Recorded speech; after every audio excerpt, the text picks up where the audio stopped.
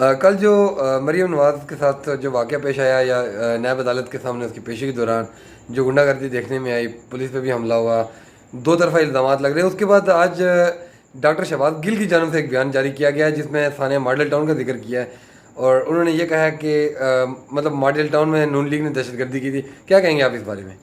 بسم اللہ الرحمن الرحیم. سب سے پہلے تو جو مریم نواز کا کہنا ہے کہ ان کے ساتھ زیادتی ہوئی ہے یا ان پر غنڈہ گردی کی گئی ہے، یہ تو ان کو یہ ثانیہ ماڈل ٹاؤن کے شہداء کی آہیں ہیں، ان کی سسکی ہیں، ان کی بدوائیں ہیں ان کے، کیونکہ ثانیہ ماڈل ٹاؤن میں جو خواتین ان کے منہ میں گولیاں چلائی گئی، ان کو قتل کیا گیا، بے گناہ لوگوں کو شہید کیا گیا. 110 کے 115-20 کارکنوں کو گولیاں سے چھلنی کر دی جس میں 14 شہید ہوئے. اس وقت انہوں نے ظلم بپا کیا مسلم لیگ نون کی حکومت نے. اس وقت ان کو کوئی نظر نہیں آیا کہ یہ خواتین ہے، یہ حاملہ ہے.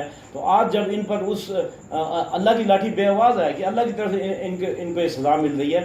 اور یہ جو واقعہ کل ہوا یہ تو سارا پلان واقعہ تھا. انہوں نے جو گاڑیوں میں پتھر بھر کے لے کے آئے باقاعدہ حملہ کرنے کے لیے نیب پر، یہ ساری انہوں نے ڈرامہ رچایا صرف اپنے آپ. حالانکہ ان کو بلایا گیا تھا نیب میں پیشی کے لیے، لوگوں کو ساتھ لا کے تماشا لگانے کی ضرورت نہیں تھی. بہرحال دوسری طرف اگر دیکھ، شہباز گل جو حکومتی ترجمان بھی ہیں، انہوں نے ڈاکٹر شہباز گل انہوں نے جو بیان دیا کہ ثانیہ ماڈل ٹاؤن مسلم لیگ نون کو باور کرا تھے، تو یہ میں ان کو یہ میرا میسج ہے، میرا پیغام ہے حکومتی نمائندوں کو کہ ثانیہ ماڈل ٹاؤن کو ڈھال کے طور پر خدا را استعمال نہ کرے. الیکشن سے پہلے آپ لوگوں نے ثانیہ ماڈل ٹاؤن کو استعمال کیا، اور الیکشن کے بعد حکومت بننے کے بعد 2 سال گزر گئے، آپ نے ثانیہ ماڈل ٹاؤن کا نام تک نہیں لیا، شہداء کے انصاف کے لیے کوئی قدم نہیں اٹھایا. جب ان سے بات کی جائے، علی محمد صاحب کا پچھلے میں بیان تھا کہ کیس عدالت میں اور ڈاکٹر صاحب باہر گئے ہیں، ان کو یہ باتیں سوچ سمجھ کے کرنی چاہیے، کیونکہ وہ پہلے یہ کہتے تھے کہ نون لیگ کی حکومت ہے تو اس لیے انصاف نہیں مل سکتا. ہماری حکومت آئے گی، ہم 1 مہینے میں انصاف دیں گے.